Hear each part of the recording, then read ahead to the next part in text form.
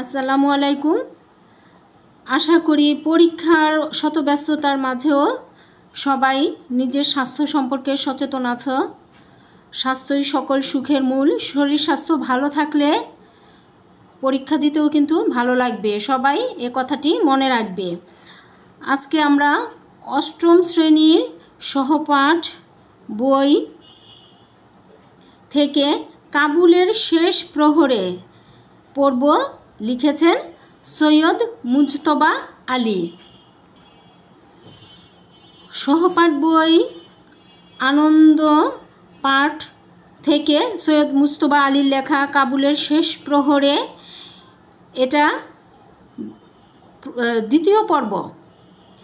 দ্বিতীয় পর্বে আমি তোমাদেরকে সংক্ষিপ্ত প্রশ্ন যার মান বা নম্বর হচ্ছে 3 এবং বর্ণনামূলক প্রশ্ন যার মান বা নম্বর হচ্ছে 7, এই প্রশ্ন এবং এর উত্তরগুলো নিয়ে আলোচনা করব।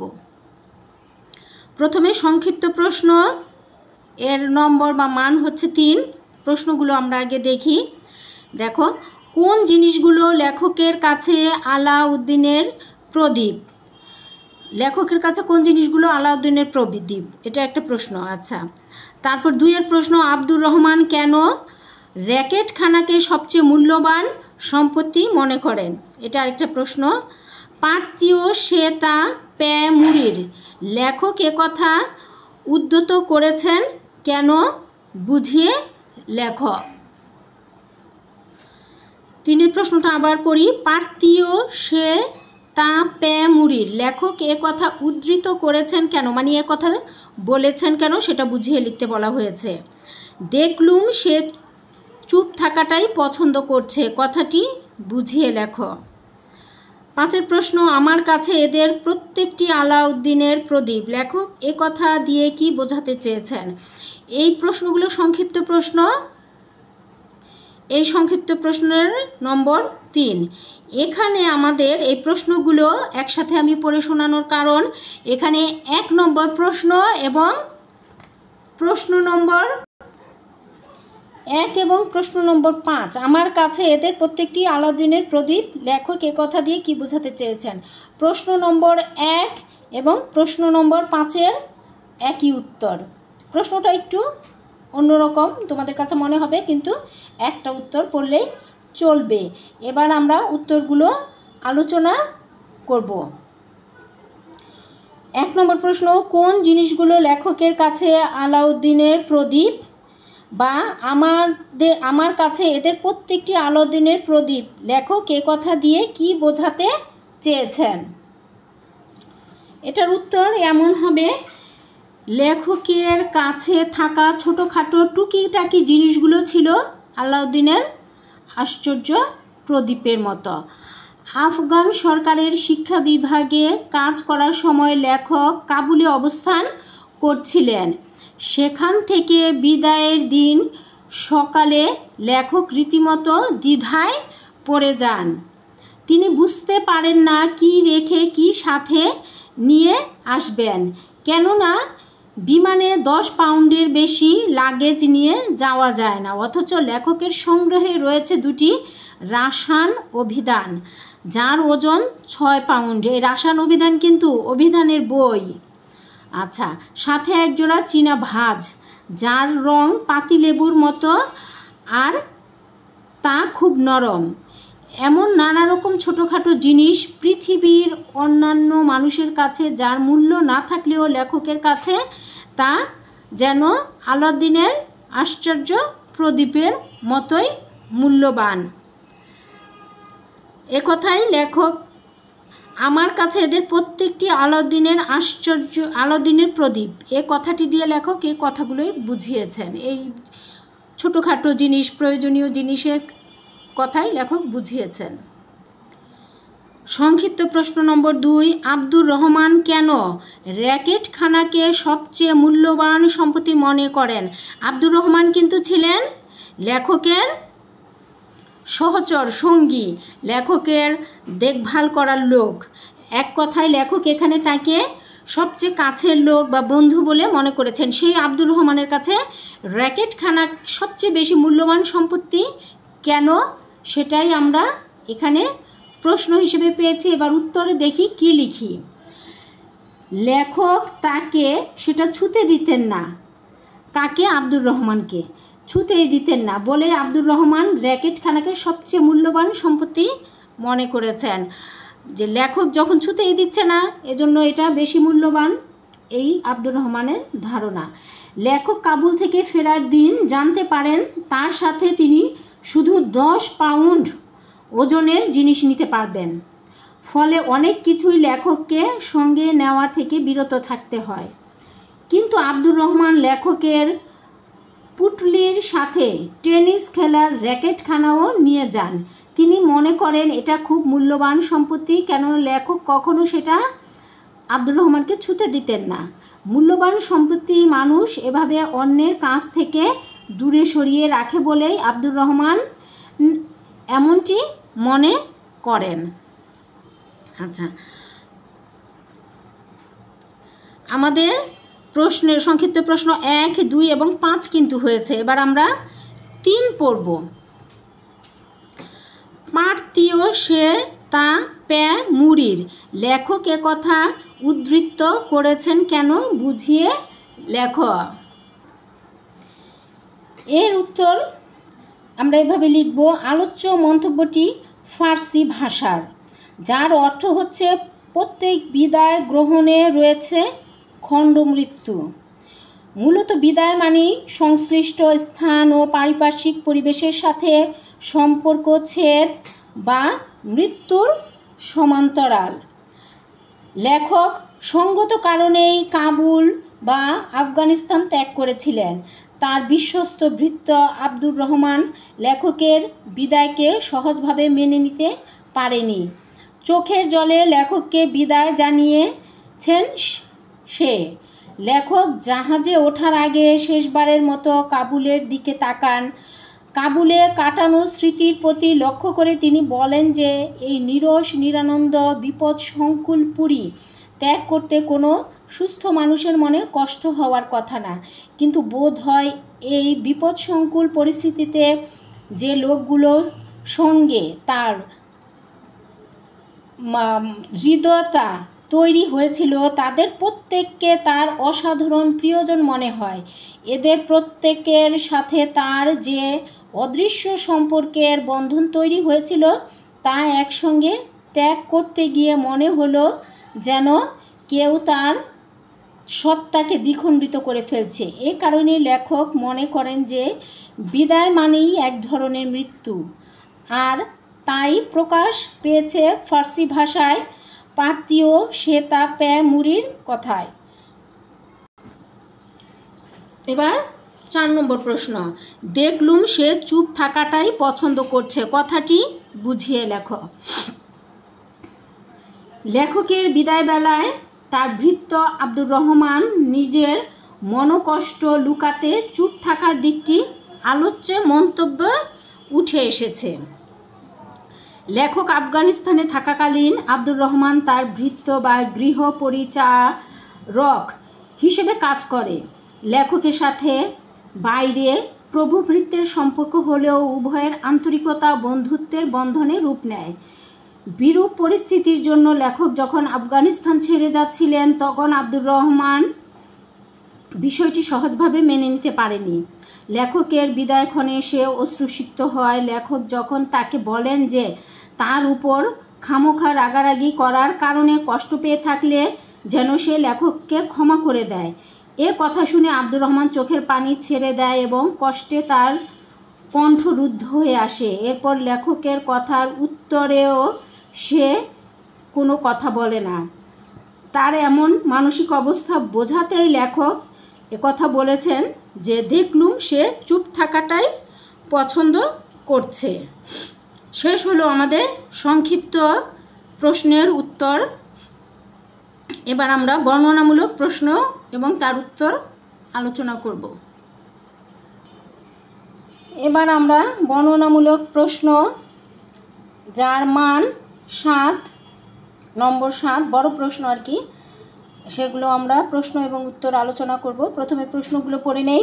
সত্যিকারের বন্ধুত্ব জাতি বা শ্রেণী নির্ভর নয়। লেখকের এ কথা কাবুলের শেষ প্রহরে ভ্রমণ কাহিনীর আলোকে বিশ্লেষণ করো। 2 প্রশ্ন দেখো, আব্দুর রহমান শুধু লেখকের গৃহকর্মী ছিলেন না, ছিলেন অতি আপনজন। বিশ্লেষণ করো। কাবুল ছাড়ার সময় লেখকের মনের অবস্থা কেমন হয়েছিল তা বর্ণনা করো। মানবতায় বিশ্ব মানবের একমাত্র যোগসূত্র। কাবুলের শেষ প্রহরে রচনার আলোকে মন্তব্যটি মূল্যায়ন করো। বন্ধুত্ব অবস্থান নির্ভর বিষয় নয়, অন্তরের টানই এতে মুখ্য। লেখক ও আব্দুর রহমান সম্পর্কে মন্তব্যটি মূল্যায়ন করো। এখানে আমি 5টা প্রশ্ন তোমাদের পড়ে শোনালাম। এখন এই প্রশ্নগুলোর মধ্যে 3টা প্রশ্নের উত্তর একই, একটু ঘুরিয়ে পেঁচিয়ে প্রশ্নগুলো করা হয়েছে। তোমাদের বিভ্রান্তি কোনো দরকার নাই। তোমরা যদি এই প্রশ্নগুলো ভালো করে জেনে যাও, একটা উত্তর মুখস্থ করলেই তোমাদের চলবে। দেখো, এখানে সত্যিকারের বন্ধুত্ব জাতি বা শ্রেণী নির্ভর নয়। লেখকের এ কথা কাবুলের শেষ প্রহরে ভ্রমণ কাহিনীতে আলোকে। এই যে সত্যিকারের বন্ধুত্বে জাতি বা, এটা আব্দুর রহমান শুধু লেখকের গৃহকর্মী ছিলেন না, ছিলেন অতি আপনজন। তাহলে বন্ধুত্ব আর আপনজন এক জিনিস না? একই জিনিস কিন্তু। কাজেই এই 2টা প্রশ্নের একই রকম উত্তর হবে। আরও একটা প্রশ্ন এখানে দেখো, 5-এ চলে আসি আমরা। বন্ধুত্ব অবস্থান নির্ভর বিষয় নয়, অন্তরের টানই এতে মুখ্য। এখানে লেখক এবং আব্দুর রহমানের সম্পর্কে মূল্যায়ন করতে বলা হয়েছে। এই 1, 2 এবং 5 3টা প্রশ্নের উত্তর একরকমই হবে, শুধু প্রশ্নগুলো তোমাদের ঘুরিয়ে দেয়া হয়েছে। প্রশ্নের ধরন অনুযায়ী, প্যাটার্ন অনুযায়ী তোমরা প্রথম লাইনটা যখন শুরু করবে সেই প্রশ্নের আলোকে একটু শুরু করবে, মাঝখানে বডি সেম হবে, শেষের দিকে একটু প্রশ্নের সাথে মিলিয়ে লিখে দিবে। তাহলেই কিন্তু এটি বর্ণনামূলক প্রশ্ন, তাহলে কিন্তু হয়ে যাবে। এবং 3 আর 4 প্রশ্নটা একটু ভিন্নধর্মী। তাহলে আমরা এর উত্তরগুলো আলোচনা করি।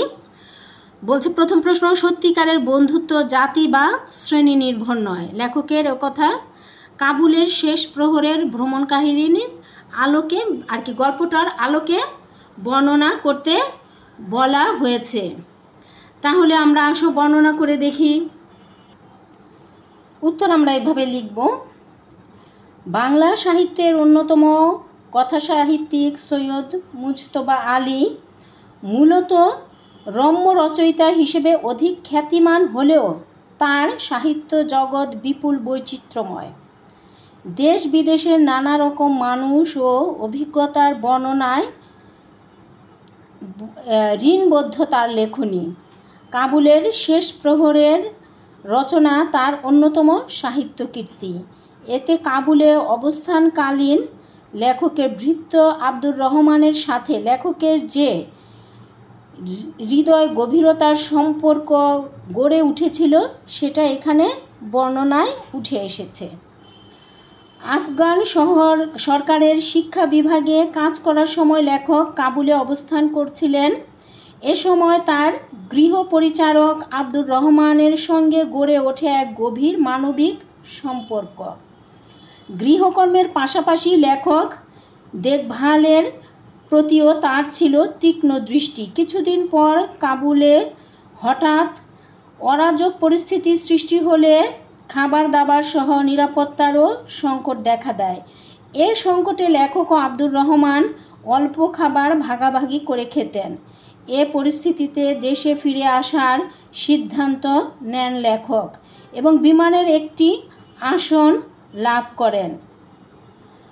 বিদায় গ্রহণের সময় আব্দুর রহমানের সাথে লেখকের এক আবেগঘন পরিবেশ সৃষ্টি হয়। আব্দুর রহমান লেখকের এই বিদায়কে মন থেকে মেনে নিতে পারেননি। সে আবেগের চোখে পানি ধরে রাখতে পারেন না। লেখক যখন বিদায়বেলায় আব্দুর রহমানকে বলেন যে লেখকের কোনো আচার আচরণে সে যদি কষ্ট পেয়ে থাকে তাহলে যেন তাকে ক্ষমা করে দেয়। এ কথা শুনে সে ঝরঝর করে চোখের পানি ছেড়ে দেয় এবং লেখকের হাত নিয়ে তার চোখের উপর চেপে ধরে স্বীয় আবেগ প্রকাশ করে। এরপর লেখক টুকিটাকি আরও কিছু কথাবার্তা বলেন, কিন্তু বুকে কষ্ট চেপে থাকায় আব্দুর রহমান সেসবের কোনো উত্তর দিতে পারে না। তারপর বলা আছে যে বিদায়ের সময় তিনি শুধু চেঁচিয়ে বলতে থাকেন, তবে তোমাকে খোদার হাতে সোপর্দ করলাম। জাহাজ ছেড়ে দিলেও আব্দুর রহমান তারও স্বরে একই কথা বলে চিৎকার করতে থাকেন, লেখকের জন্য মঙ্গল কামনা করতে থাকেন, খোদার কাছে বারবার লেখকের জন্য দোয়া নিবেদন করতে থাকেন। শেষ পর্যন্ত উড়োজাহাজ থেকে নিচে লেখকের যখন চোখ পড়ে, তখন লেখক দেখেন আব্দুর রহমান তার মাথার পাগড়ি উড়িয়ে লেখককে বিদায় জানাচ্ছেন। লেখকে ও আব্দুর রহমানের মাঝে হৃদয়ের শুভ্রতা অনুভব করেন এ দৃশ্যটি দেখে। আব্দুর রহমানের মতো লোকের সাথে কোনো উত্তর দিতে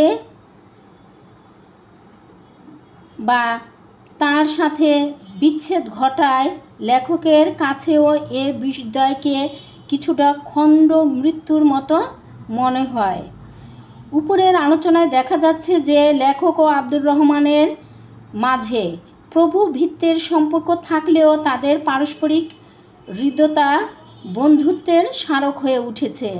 উভয়ের হৃদয়াবেগ তাদের বাহ্যিক অবস্থানকে অতিক্রম করে পবিত্র বন্ধনে একীভূত হয়েছে।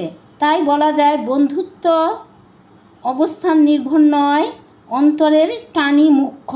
মন্তব্যটি যথার্থ। এখানে আমি এই প্রশ্নের এই লাইনটি দিয়ে শেষ করলাম। 3টা প্রশ্নের উত্তরই যেহেতু এক। এখানে ওই যে লেখকের এই কথা যে সত্যিকারের বন্ধুত্ব জাতি বা শ্রেণী নির্ভর নয়, এখানেও তোমরা সেম প্রশ্নের উত্তরই লিখতে পারবা। এটা বিশ্লেষণ করতে বলা হয়েছে, এভাবে বিশ্লেষণ করলে হবে। 2য় প্রশ্ন, আব্দুর রহমান শুধু লেখকের গৃহকর্মীও ছিলেন না, ছিলেন অতি আপনজনও। সেমভাবে লিখে এই যে আপনজন, শেষে তো আমি বলেছি যে সে তার প্রভু ভিত্তের সম্পর্ক তাদের মধ্যে থাকলেও পারস্পরিক হৃদ্যতা বন্ধুত্বের স্মারক হয়ে উঠেছে। এভাবে তোমরা প্রশ্নটি সুন্দর করে গুছিয়ে লিখে দিবে। 3টা প্রশ্নেরই একটা উত্তর, এতে তোমাদের অনেক সহজ হলো উত্তর করতে এবং প্রশ্ন উত্তর মুখস্থ করতে। এবার আসো আমরা প্রশ্ন নাম্বার 3 আলোচনা করব। কাবুল ছাড়ার সময় লেখকের মনের অবস্থা কেমন হয়েছিল তা বর্ণনা করো। এরই মধ্যে কিন্তু আমরা বলছি, কিন্তু যেহেতু প্রশ্নটা আলাদাভাবে করেছেন, আমাদের আলাদাভাবেই উত্তর করতে হবে। আচ্ছা, মনের অবস্থা জানার জন্য আমরা এই প্রশ্ন উত্তরটি এভাবে লিখব। বাংলা সাহিত্যের অন্যতম কথা সাহিত্যিক সৈয়দ মুজতবা আলী একজন খ্যাতিমান রম্য রচয়িতা। সাহিত্য জগতে তার বিপুল খ্যাতি রয়েছে। দেশ বিদেশে নানা রকম মানুষ ও অভিজ্ঞতার বর্ণনায় তিনি সিদ্ধহস্ত। কাবুলের শেষ প্রহরে রচনা তার অন্যতম সাহিত্যকীর্তি। এতে কাবুলের অবস্থানকালীন লেখকের ভৃত্য আব্দুর রহমানের সাথে লেখকের যে হৃদয়াবেগের বর্ণনা উঠে এসেছে তাই আমরা দেখতে পাই। এখানে দেখো, লেখক পেশাগত কারণে দীর্ঘদিন কাবুলে অবস্থান করেন। হঠাৎ করেই তার ফেরার দিন ঠিক হয়। এক সময় লেখকের মন ভারাক্রান্ত হয়ে পড়ে। লেখক দীর্ঘদিন কাবুলে থাকার সুবাদে আব্দুর রহমান ও মৌলানা সহ আরও অনেক বিভিন্ন মানুষের সান্নিধ্যে আসেন। এই মানুষগুলো লেখকের আত্মীয় পরিজন নয়, কিন্তু তারপরও তাদের প্রতি লেখক যে আত্মিক টান অনুভব করেন তা অতুলনীয়। লেখকের মতে নিরস নিরানন্দ বিপদসংকুল স্থান ত্যাগ করতে কোনো সুস্থ মানুষের কষ্ট হওয়ার কথা নয়, কিন্তু এখানকার মানুষগুলোর সঙ্গে তার যে হৃদ্যতা গড়ে উঠেছিল সে কারণেই তারা সবাই লেখকের আত্মার মানুষ হয়ে ওঠে। তাদের ছেড়ে যেতে গিয়ে লেখকের মনে হয় কেউ যেন তার সত্তাকে খণ্ড খণ্ড করে ফেলছে। দেশে ফেরার দিন জাহাজ ছেড়ে দিলেও আব্দুর রহমান ও লেখক একে অন্যের মঙ্গল কামনা করতে থাকে।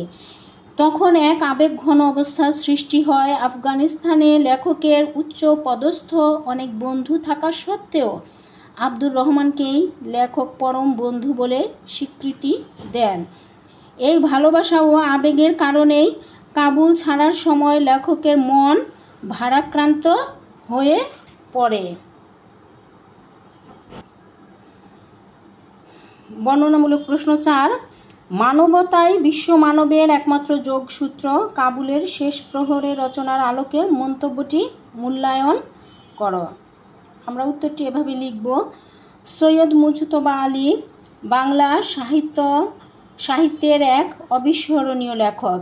পৃথিবীর নানা দেশে ভ্রমণের ফলে তার মাঝে বিশ্ব মানবের প্রতিকৃতি লক্ষ্য করা যায়। তার অন্তরে লালিত মানবতা বোধ দেশ কাল ও জাতির ঊর্ধ্বে উঠে যে কোনো মানুষকে আপন করে নিতে শিখেছে। শ্রেণী চেতনা তার কাছে কেবলই মানবিকতা। ছোট বড় ধনী নির্ধনের চেয়ে মানবীয় সদাচার তাকে নিয়ে গেছে অনন্য উচ্চতায়। তারই সার্থক প্রতিফলন ঘটেছে কাবুলের শেষ প্রহরে রচনায়। লেখক আফগান সরকারের শিক্ষা বিভাগে কাজ করার সময় বেশ কিছুদিন কাবুলে অবস্থান করেছিলেন। আলোচ্য রচনায় কাবুল থেকে স্বদেশ প্রত্যাবর্তনকালীন ঘটনাবলী বর্ণিত হয়েছে। কাবুলে থাকাকালীন লেখকের সাথে তার গৃহপরিচারক আব্দুর রহমানের এক গভীর মানবিক সম্পর্ক গড়ে ওঠে। আব্দুর রহমান গৃহকর্মের পাশাপাশি লেখকের দেখভালও করত। বিদেশ বিভুঁইয়ে লেখকের নিশ্চিন্তে দিনাতিপাত করতে পারার মূল ভরসা বলা যায় আব্দুর রহমানকে। অবশ্য লেখকও প্রভুসুলভ আচরণ করেননি তার সাথে। ফলে তাদের বাহ্যিক সম্পর্ক প্রভুভীত হলেও উভয়ের মাঝে বন্ধুত্ব ও হৃদ্যতা লক্ষণীয়। কাবুলে হঠাৎ করে অরাজক পরিস্থিতি সৃষ্টি হলে লেখকের দেশে ফেরা ছাড়া উপায় থাকে না। তিনি আফগানিস্তান ত্যাগের সব বন্দোবস্ত করলে আব্দুর রহমান আবেগ আপ্লুত হয়ে পড়ে। অশ্রুসজল চোখে বিদায় জানায় লেখককে, যেন কতদিনের বন্ধুকে বিদায় দিচ্ছে সে। লেখকও আবেগ আপ্লুত হয়েছেন। তবে তার আবেগ প্রকাশের সিংহভাগ জুড়ে আব্দুর রহমান থাকলেও কাবুলে অবস্থানকালে অন্য যাদের সাথে লেখকের সখ্যতা গড়ে উঠেছিল তাদের সকলের জন্যই লেখক গভীর আত্মিক টান অনুভব করেন। অজানা অচেনা মানুষগুলো তাকে গভীর বন্ধনে আবদ্ধ করে রেখেছিলেন। ফলে এই বিদায়কে লেখকের কাছে মৃত্যুর সমতুল্য মনে হয়। তবে সব কিছু ছাপিয়ে আফগানিস্তানের লেখক উচ্চ পদস্থ বহু লোক থাকা সত্ত্বেও আব্দুর রহমানকেই পরম বান্ধব হিসেবে স্বীকৃতি দিয়েছেন। লেখক ভারতবর্ষের লোক হয়েও আব্দুর রহমান সহ অপরাপর বিদেশি লেখকের কাছে মানুষে মানুষের সম্পর্ক জাত ধর্ম বা সামাজিক অবস্থা নির্ভর নয়, বরং মানবীয় চেতনালব্ধ। তাই বলা যায় যে মানুষের প্রতি যে টান লেখক অনুভব করেছিলেন তা মূলত মানবিক বোধের বহিঃপ্রকাশ। তাই এখানে বলা হয়েছে যে মানবতাই বিশ্ব মানবের একমাত্র যোগসূত্র। আসলে আলোচ্য উক্তিটি যথার্থই বলেছেন লেখক, যে মানুষের বন্ধুত্বের উপর অন্য কোনো কিছুই আর নাই। এটাই বারবার এ রচনায় ধরা পড়েছে, ফুটে উঠেছে। শেষ হলো আমাদের আজকের প্রশ্ন উত্তর পর্ব 2। আশা করি সবাই ভালো বুঝতে পেরেছ। তোমাদের সময় বেশি নষ্ট আমি করব না। সামনে তোমাদের পরীক্ষা, তোমরা সবাই ভালো করে মন দিয়ে পড়াশোনা করো, পরীক্ষা ভালো হোক এ দোয়াই তোমাদের জন্য করি। সবাই সহজে পড়াশিখিকে সাবস্ক্রাইব করো, পড়াশিখির পাশে থেকো। সবাইকে অসংখ্য ধন্যবাদ। শেষ করছি আজকের ক্লাস। আসসালামু আলাইকুম।